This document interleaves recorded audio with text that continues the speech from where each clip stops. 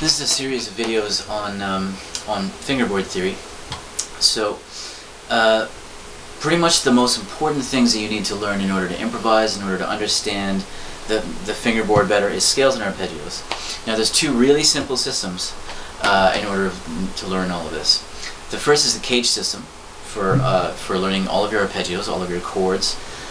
This applies to jazz as well too. So this is a great introduction to playing things that are a little more sophisticated in rock and blues, but then also it's a great introduction to improvising in jazz.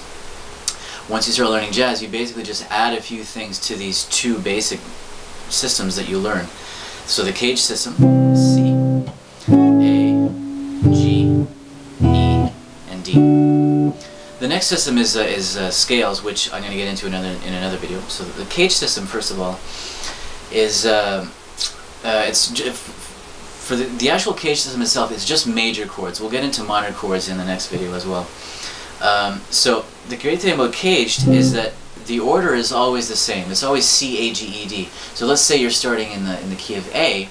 The next letter in the word caged after the letter A is G. Then you go and you follow that order. So first of all, C in the key of C. Your next C chord, if you start on this note over here, and you bar that, you have the A shape, just like an A major chord.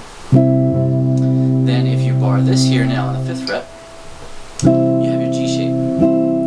Now you could do the G shape this way, but then you can't have open strings, so you have to bar this either way you want. Then over here is where your next bar is. That's where the E chord is. E shape, sorry, E shape, still in the key of C. Then you bar over here, 10th fret, and there's your D chord, D shape. And then you bar here now. This one's a little bit stranger. You don't bar this now. You bar the 12th fret, and you have the C chord. So practice this ascending and descending. So you have the C shape, D, E, G, A, C, A, G, E, D, and then you're back at C again. And then you can keep going.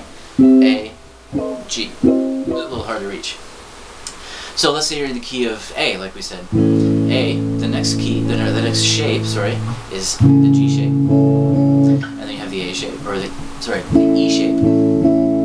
Then you have the D shape, the C shape, and then you're back at A again. Going backwards again. C shape, D shape, E shape, G shape, A shape.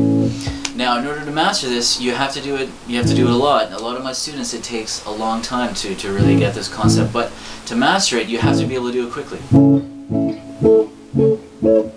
Forwards or backwards.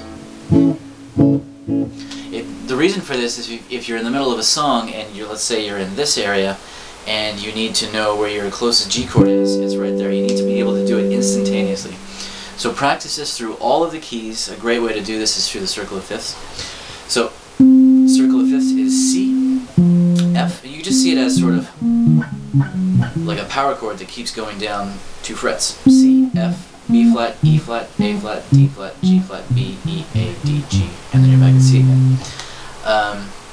This is a great way to do it. Also practice improvising on top of tunes, and you use these arpeggios, which we're going to get into in another lesson as well too. First step is mastering these arpeggios. This is also sort of a response to Marty Friedman did this amazing video, Melodic Control, I think it's called. When I first saw this video, when I first started getting into jazz, and I thought it was brilliant, but he kind of assumes that you know all of this already. So this is a great, I think, intro video to being able to follow what Marty's doing in that video. Anyways, hope you enjoy.